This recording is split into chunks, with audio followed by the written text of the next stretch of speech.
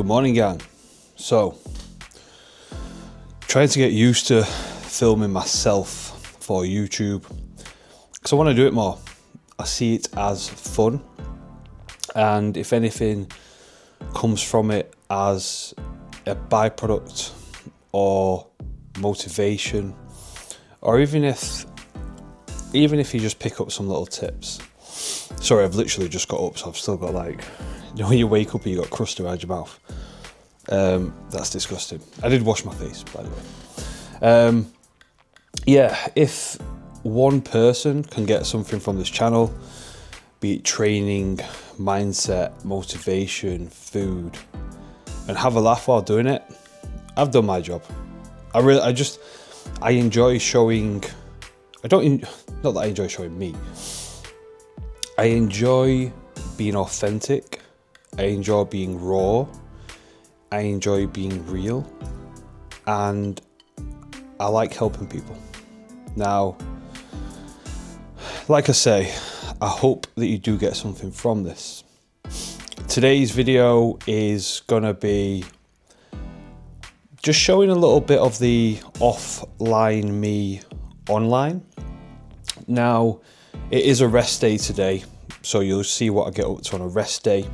So typically, my morning structure will go something like, I'll get up, I'll weigh myself, I'll jump on the walking pad, get my 7k steps in, or if I don't get all my 7k steps in right away, I'll do about half, which is probably going to be the case this morning. Then my partner Jenna, she works in the home office. The home office is pretty sick, by the way. So yeah, you'll see me probably rambling.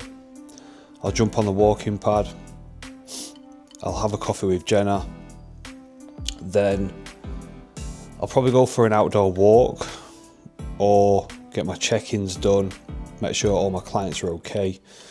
I typically do that while I'm on the walking pad anyway, in terms of just messaging or getting back to people. Then my official check-ins are done on the computer. Gonna see my mum. Had some family shit go down recently, so just keeping a close eye on my mum and dad. I am a big family man. Family is everything for me. If you do know me, you will know that. So do that. I'd like to get my hair cut. Not sure if I'm going to have time. Recording the podcast, which I hope anybody who is watching this has given it a go. It's me and a good friend, Ali. It's called the Not Done Yet podcast. And it's very interesting with getting a lot of different people on, not just bodybuilding, and you'll hear us ramble about a lot of different topic areas as well. So give it a go. Like, share, subscribe, and all that sort of shit. So I'll stop rambling at the camera now, and I'll get some steps in, and I will see you soon. Thank you.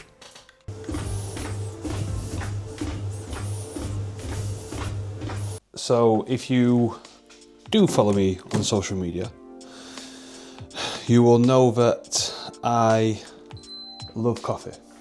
Now, I have recently been cutting it down to 2, maximum 3 a day, and I have noticed an improvement in my sleep. But I'll be honest, I just love a hot drink or the taste of coffee itself. So for me, that's pretty big. To some people, that may still be a lot of coffee. But that's not for myself personally. So I'm gonna make the morning coffees for me and J-Dog now. Sit, spend some time with her. Like, my morning coffee is like my meditation. So get this coffee down me. Jenna will shortly start work after. Then I'll start working and then probably go for a walk or something. So take you with me. By the way, if you do get the opportunity to own one of these things, the Ninja Coffee Machine Deluxe is incredible. Mr. Positive Potato here for you. But yeah, on a serious note, the Ninja Coffee Machine, best coffee machine ever. I mean, all the settings are mental, different actual milk settings. Got all your different coffee things there for like your iced coffee, your single. It's good, trust me, get it. Also, as a little side note, you'll see these little toffee drops here. So these are just 0 calorie, like what you'd get from Starbucks, Costa, whatever coffee shop you go to. They're full of sugar, but these aren't, and they just make everything taste nicer, like your porridge, your coffee. Even if you're eating stuff like rice pudding, bang it in that, or even bang it in your rice, add a little bit of milk, and it is like rice pudding.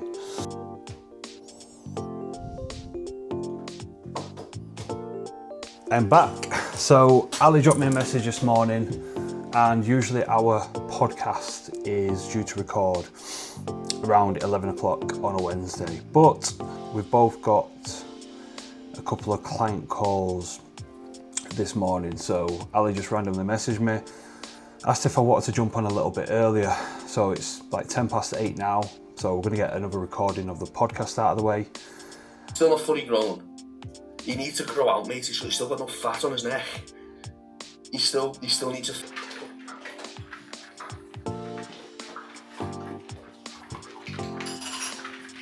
I think everybody should own one of these, by the way. So, just gonna nip round and see the mother bear. Been a couple of days. As I said, I'm a big family person. I think in today's society it's a little bit lost.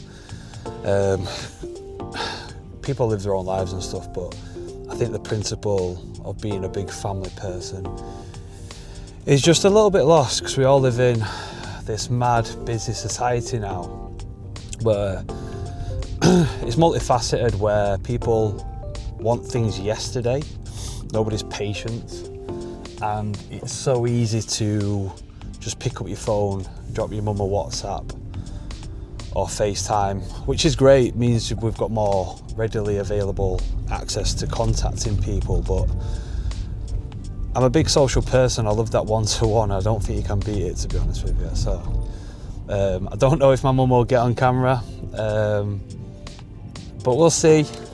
I'll probably show the dogs. I love my mum to bits. She's just a proper mum. And if you know my mum, you'll know she's what you would define as a mum. You might even see my dad. My dad's the quietest man ever in terms of he keeps himself to himself. But he'll come out with like words of wisdom every now and again. And when he says something, I'll listen properly and I take it with intent, if that makes sense. So, yeah, see what the crack is, how my mum's doing and that. So I am going to apologise as well, because I've just realised I've been filming a little bit in portrait, and I'm that used to filming my training. Obviously, YouTube's landscape, innit? Me being a bit of a melt. So moving forward, I'll have to make sure that the habit is I do film in landscape. So I apologise to anybody who is watching this. Prior to coming to my mum's, I forgot to mention this. After the podcast, I had a consult call, and the discussion was really good, to be fair. He inquired with me last year, but life stuff got in the way, and obviously everybody's life stuff gets in the way here and there. And what I want people to remember is coaching's not a dictatorship, it's a partnership. Or it is for me when you're working with me. So I give this example a lot. Now, let's say you get a nutrition plan from someone. If someone gave me a nutrition plan and it said, you must eat avocado on meal 1, I'd probably launch the avocado at them, to be honest with you. I fully expect my clients to enjoy their food, because I do. I practice what I preach. I have a life while doing all of this. Like, if you do follow me on Instagram, you'll see that I do more things than just go to the gym. I go out camping, I walk the dogs, go out on my bike, go out for nice coffee, go out for nice food. I make nice food. My partner makes nice food. I like to train and I like to eat food. I'm a hobby builder. Now, I think a lot of people become, maybe it is because of social media, I don't really know, but they become one-dimensional, and everything in their life revolves about a specific food, or they must go to the gym at X time, X amounts of weeks, or on a certain day they've got to eat a certain type of food at a certain time, and there's no scope for any life in there. And I've learnt that the hard way because I've been there, so I've experienced it firsthand, like to the point where you do weigh out your sauces and your broccoli and stuff, and yeah, there's a time and a place, and over a period of time with experience you know what's too much and what's... I had a little boo-boo there. Over a period of time you experience what's too much and what's reasonable. That does come down to experience. Some people pick it up quicker than others, just depends on the scenario. But I am all about having a life whilst trying to feel better, look better, and it's very doable. Like, again, I'll say it again, I practice what I preach. It can be done. I've spent this summer travelling all over the UK, done Rome, Ibiza. I think I'm missing somewhere, but yeah, I've done a lot this year in terms of life stuff, and I've still managed to diet, and via that I've got a photo shoot. I've got 2 photo shoots booked actually next month. So I've first-hand shown people you can have a life and enjoy it. And again, that's not me saying if you do want to live a very one-dimensional life, that's completely fine as well. But I think people see it as that's what you've got to do when it's not. Maybe that's social media, that's maybe portrayed because we see all these amazing physiques. And also remember, people aren't going to put up a shit picture of themselves, or most people aren't. I actually show off my weak poses because I like being very transparent in what I deliver, and a lot of people don't do that. And what you see with me talking to you on this camera is exactly what I'm like in real life. I'm not some sort of fake personality. I always joke around with people and say I've not got enough time to wipe my own ass, never mind bullshit people.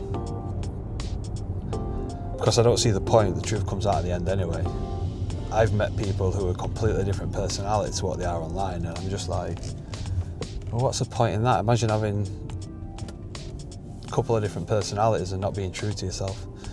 It's a weird old game, but I imagine that's the same in any capacity. It was the same when I was working in construction, so I imagine every industry is like that as well.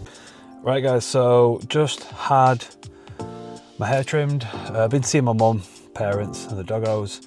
I didn't get them on camera. She was getting her hair done by Mandy. So just a nice little catch up, get my hair trimmed because I'm filming with Robbie tomorrow. And then yeah, see what's in store next. So meal 1 about to go down. It's a little bit later than what I typically eat. I think what time is it now actually? 12:30, so a lot later than what I typically usually eat, but busy morning. So meal 1 coming up. It's just a big egg concoction if you watched me before, to be honest with you, so I'll show you it after. Now, since the last clip, a bit of housework been done. To be fair, Jenna absolutely smashed it. She's a diamond, to be honest with you, how she manages. Women are like fucking super women. I don't know, they just manage to get so much shit done.